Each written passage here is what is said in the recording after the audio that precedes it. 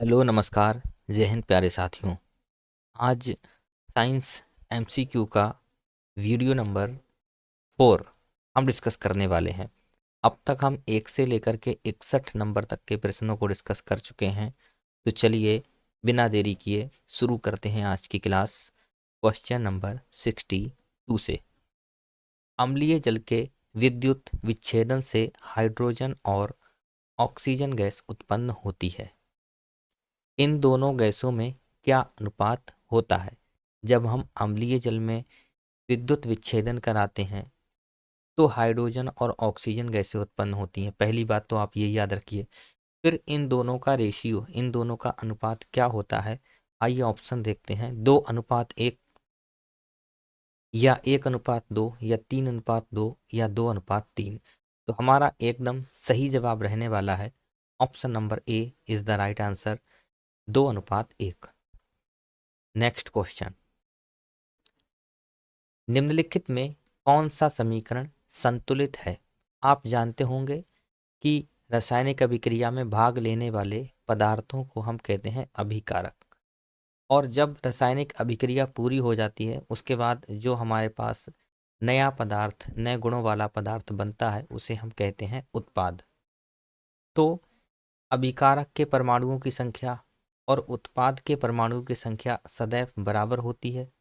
क्यों बराबर होती है? क्योंकि यह स्टेटमेंट हमारा कहता है द्रव्यमान संरक्षण का नियम, कि जब भी कोई अभिक्रिया हम कराते हैं ना ही किसी द्रव्यमान की क्षति होती है, ना ही कोई द्रव्यमान उत्पन्न होता है। चलिए ऑप्शन पढ़ते हैं। हाइड्रोजन, क्लोरीन और 2HCl, क्या ये संतुलित है? या H2Cl2 HCl, 2H2 2Cl2 2HCl, 2H2 2Cl2 HCl। तो हम देखेंगे इसके अभिकारक और उत्पाद के परमाणु।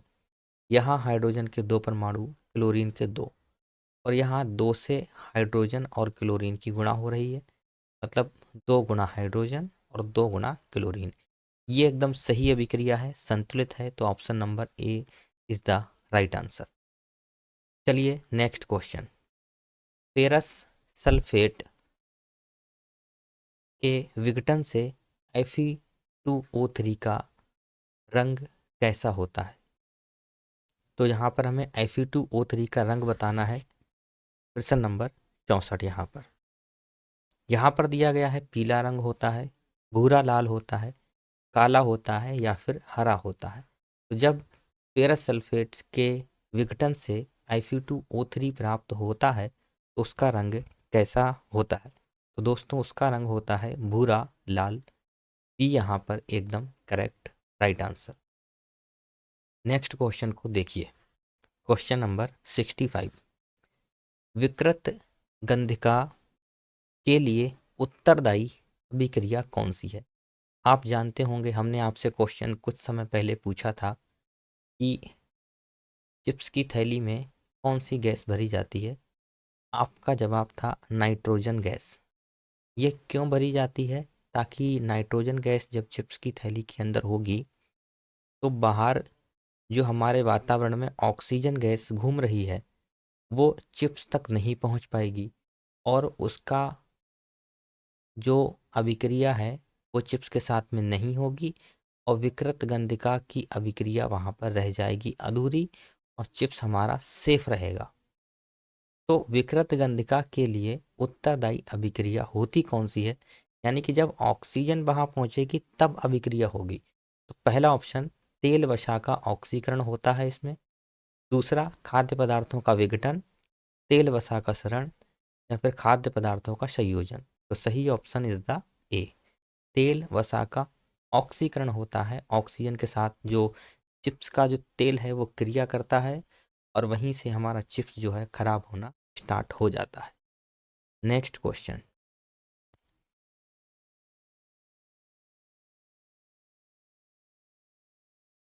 क्लोरीन, ब्रोमीन और आयोडीन का क्रियाशीलता क्रम यहाँ पर हमको लगाना है। तो इसमें सक्रियता श्रेणी का भी रोल रहता है। ओशोकैमियाजी वो भी काफ़ी वर्क करती है। वो धातुओं की सक्रियता श्रेणी है। क्लोरीन, ब्रोमीन और आयोडीन का क्रियाशीलता क्रम यहाँ पर बताना। ऑप्शन ए ब्रोमीन, क्लोरीन और फिर आयोडीन। बी ऑप्शन क्लोरीन सबसे अधिक क्रियाशील है, उसके बाद ब्रोमीन का नंबर आता है, उसके बाद आयोडीन का। या फिर आयोडीन सबसे ज़्यादा क्रियाशील है, उससे कम क्लोरीन है, उससे कम ब्रोमीन है, या फिर ये सारे कथन गलत हैं। तो हमारा एकदम सही जवाब रहने वाला है कि सबसे अधिक क्रियाशील इसमें कौन होता है? क्लोरीन होता है। तो उसके बाद में होता है हमारा ब्रोमीन, उसके बाद में आयोडीन। इसीलिए सही option B answer. Next question को देखते हैं। Next question 67। निम्नलिखित में से कौन समीकरण असंतुलित है, यानी कि संतुलित नहीं है, ये हमको पहचानना है। तो इन सभी अभिक्रियाओं में आप आराम से देखिए कि किस अभिक्रिया में अभिकारक और परमाणुओं की संख्या बराबर नहीं है, वही इसका संतुलित समीकरण नहीं होगा, यानी कि असंतुलित समीकरण होगा। और सही ऑप्शन है इसमें option number A is the right answer. ये आप कर सकते हैं। चलिए देखते हैं अगला प्रश्न। द्रव्यमान के संरक्षण में सिद्धांत के अनुसार, यानी द्रव्यमान संरक्षण के सिद्धांत के अनुसार इनमें से कौन सा कथन एकदम सही है? द्रव्यमान का नाश नहीं होता है, बिल्कुल सही। द्रव्यमान का निर्माण नहीं होता है, ये भी सही है। उत्पाद के कुल द्रव्यमान अभिकारक के कुल द्रव्यमान के तुल्य होता है, यानी बराबर होता है, ये भी सही है। और डी ऑप्शन इनमें से सभी, तो यहाँ पर सही ऑप्शन जाएगा डी। ये सारे ही कथन क्या हैं? सही हैं। Next question 69। Iron copper sulphate की जब क्रिया होती है तो आयरन सल्फेट और कॉपर प्राप्त होता है। यह किस अभिक्रिया का उदाहरण है? संयोजन अभिक्रिया, विस्थापन अभिक्रिया, द्विविस्थापन अभिक्रिया या ऊष्माक्षेपी अभिक्रिया? देखिए, आप जब आयरन का कॉपर सल्फेट से अभिक्रिया हो रही है तो कॉपर अलग हो जा रहा है और आयरन के साथ सल्फेट आ गया, तो ये कौन सी अभिक्रिया हुई? विस्थापन हुआ। इसमें कोई सल्फेट कॉपर से अलग हुआ, तो option number B is the right answer.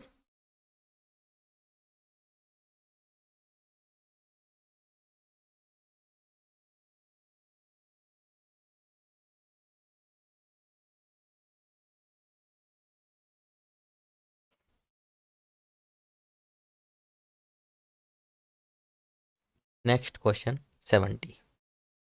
Na2SO4 और BaCl2 यानी कि सोडियम सल्फेट बेरियम क्लोराइड की जब अभिक्रिया होती है तो बेरियम सल्फेट और सोडियम क्लोराइड प्राप्त होता है। इस अभिक्रिया में बेरियम सल्फेट का श्वेत अपक्षेप बनता है। ये आप ध्यान रखिए कि जब हम सोडियम सल्फेट और बेरियम क्लोराइड की क्रिया कराते हैं तो बेरियम सल्फेट कैसे रंग का प्राप्त होता है? सफ़ेद, यानी कि श्वेत रंग का प्राप्त होता है। अतः इस अभिक्रिया को क्या कहते हैं? अपक्षेपण अभिक्रिया, वियोजन, अपघटन या संयोजन। आप जानते हैं जब किसी अभिक्रिया में रंग बनते हैं, अवक्षेप बनता है, तो उसे कहते हैं अवक्षेपण अभिक्रिया। A is the right answer. Next question 71। जब कोई धातु अपने आसपास अम्ल, आर्द्रता आदि के संपर्क में जाती है तो संक्षारित हो जाती है। तत्वों के ऊपर हरी परत और चांदी के ऊपर, तांबे के ऊपर, यहाँ पे लिख लीजिए, तांबे के ऊपर हरी परत और चांदी के ऊपर काली परत चढ़ना निम्न में से किसका उदाहरण है? तो ये हम आपको पढ़ा चुके हैं। ये सब उदाहरण किसका है? संक्षारण का एग्जाम्पल है। चलते हैं क्वेश्चन नंबर 72 पर। नाइट्रोजन कम सक्रिय है, अतः इसका उपयोग वसा युक्त पदार्थों के किस में किया जाता है? संरक्षण में किया जाता है या संरक्षण में नहीं किया जाता है? स्वादिष्ट बनाने में किया जाता है, तली हुई चीज़ों को, या इनमें से कोई नहीं? सही ऑप्शन होगा नाइट्रोजन का उपयोग हम चिप्स की थैली में करते हैं, यानी कि जो तले हुए पदार्थ हैं, वसा युक्त पदार्थ हैं, उनका संरक्षण करने में करते हैं। Option A is the right answer. Next question 73। जब कोई पदार्थ विघटित होकर या अन्य पदार्थों से क्रिया करके भिन्न यौगिक का निर्माण करता है तो उसे कहते हैं कौन सा परिवर्तन? रासायनिक परिवर्तन या रासायनिक अभिक्रिया या भौतिक परिवर्तन या इनमें से कोई नहीं। जब कोई पदार्थ विकसित होकर अन्य पदार्थों के साथ क्रिया करके यौगिक का निर्माण करता है तो वो कहलाएगी कौन सी अभिक्रिया? रासायनिक अभिक्रिया। Question number next question 74। अम्लीय K2Cr2O7 के घोल में SO2 प्रवाहित करने पर घोल का रंग नारंगी से बदलकर कैसा हो जाता है? यानी कि जब हम इस पदार्थ को प्रवाहित करते हैं यानी सल्फर डाइऑक्साइड प्रवाहित करते हैं तो घोल का रंग पहले तो नारंगी होता है, लेकिन फिर बाद में उस घोल का रंग कैसा हो जाता है ये आपको बताना है। उजला, पीला, हरा या गुलाबी। Option number C is the right answer कि पोटेशियम पर मैग्नेट में KMnO4 होता है वो K2Cr2O7 में जब सल्फर डाइऑक्साइड गैस प्रवाहित करते हैं तो उसका रंग नारंगी से बदलकर हरा हो जाता है। Next question 75। वैसे पदार्थ जिनकी उपस्थिति मात्र से यानी जिनके उपस्थित होने से किसी अभिक्रिया की दर यानी कि स्पीड या गति कह लें बढ़ जाती है उन्हें क्या कहते हैं? तो आपको ध्यान होगा अभिक्रिया में भाग लेने वाले अभिकारक कहलाते हैं। अभिक्रिया के बाद जो पदार्थ बनते हैं उन्हें उत्पाद कहते हैं और जो अभिक्रिया की गति को नियंत्रित करते हैं या अभिक्रिया की दर को बढ़ा देते हैं या घटा देते हैं उन्हें हम उत्प्रेरक कहते हैं। सही ऑप्शन ए। 76। वे अभिक्रिया जो दोनों दिशाओं में अग्रसर होती हैं क्या कही जाती हैं? हमने इससे पहले आपको एक अभिक्रिया पढ़ाई थी कि नाइट्रोजन और हाइड्रोजन गैस से हमारे पास बनती है अमोनिया गैस और ये अभिक्रिया कैसी अभिक्रिया है? उत्क्रमणीय अभिक्रिया है यानी लेफ्ट टू राइट और राइट टू लेफ्ट दोनों तरफ से इसको हम करवा सकते हैं। तो जो अभिक्रियाएं दोनों दिशाओं में होती हैं उन्हें हम क्या कहते हैं? उत्क्रमणीय अभिक्रिया। 77। वैसी अभिक्रिया वैसी रासायनिक अभिक्रिया जो एक ही दिशा में अग्रसर होती हैं उन्हें क्या कहते हैं? तो उन्हें कहते हैं उत्क्रमणीय नहीं कहते हैं, उन्हें कहते हैं अनुत्क्रमणीय। Is the right answer. 78 question number को यहाँ पर देखते हैं। 2HI यानी कि हाइड्रोजन आयोडाइड को की अभिक्रिया होती है तो हाइड्रोजन गैस और आयोडीन प्राप्त होता है। तो यह अभिक्रिया क्या सूचित करती है कि यह अभिक्रिया कौन सी अभिक्रिया है? नंबर 1 प्रकाशीय अपघटन को, वियोजन को, संयोजन को या इनमें से कोई नहीं। दोस्तों जब हाइड्रोजन आयोडाइड को सूर्य के प्रकाश में रखते हैं तो उससे हाइड्रोजन गैस निकल जाती है और आयोडीन प्राप्त होता है। तो ये प्रकाशिय अपघटन कहलाती है। आप ध्यान रखिए option number A is the right answer. और अब हम चलते हैं अपने लास्ट के 2 चुनिंदा प्रश्नों पर। चलिए क्वेश्चन नंबर 79। वह निम्नतम तापक्रम जिस पर कोई पदार्थ जलना प्रारंभ करता है, यानी हमने कोई पदार्थ लिया और उसको जलाया तो वह निम्नतम ताप जिस पर कोई पदार्थ जलना प्रारंभ करता है उसे उस पदार्थ का क्या कहते हैं? यानी कि वो टेम्परेचर जो है जिस पर पदार्थ जल सकता है तो वो टेम्परेचर जो है वो तापक्रम है वो क्या कहलाता है? दहन ताप या ज्वलन ताप या ए और बी दोनों या इनमें से कोई नहीं। तो जब कोई पदार्थ जलने लगेगा तो आप उसको दहन कहेंगे या ज्वलन कहेंगे?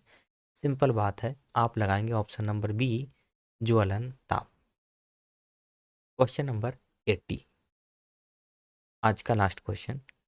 ज्वाला एक क्षेत्र है जहां गैसीय पदार्थ जलकर उत्पन्न करते हैं, यानी कि ज्वाला एक ऐसा क्षेत्र है जहां पर जो गैसीय पदार्थ होते हैं वो जलकर उत्पन्न करते हैं क्या? गैस उत्पन्न करते हैं, ताप उत्पन्न करते हैं या प्रकाश उत्पन्न करते हैं या बी और सी यानी कि ताप और प्रकाश उत्पन्न करते हैं। तो यहाँ पर आपका सही ऑप्शन होने वाला है ऑप्शन नंबर डी। ज्वाला वह क्षेत्र होता है जहाँ पर ताप भी होता है और प्रकाश भी होता है।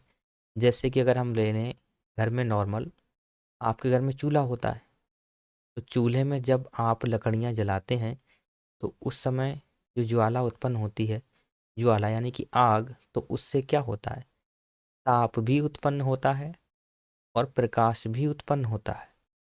और दहन में क्या होता है, दहन दहन में ये होता है कि उसमें प्रकाश नहीं होता, सिर्फ और सिर्फ क्या होता है, ताप होता है। जैसे कि हीटर की अगर हम बात करें तो उसमें क्या होगा, सिर्फ दहन होगा, ताप होगा। और जब हम लकड़ियों को जलाएंगे तो ताप प्रकाश दोनों होंगे, तो वो हो गया हमारा ज्वाला क्षेत्र। तो चूल्हे में हम ऐसा करते हैं। आइए, हमारे इन सभी प्रश्नों का यहाँ पर द एंड होता है और आपके लिए एक प्रश्न जो आप कमेंट बॉक्स में जिसका जवाब दे सकते हैं।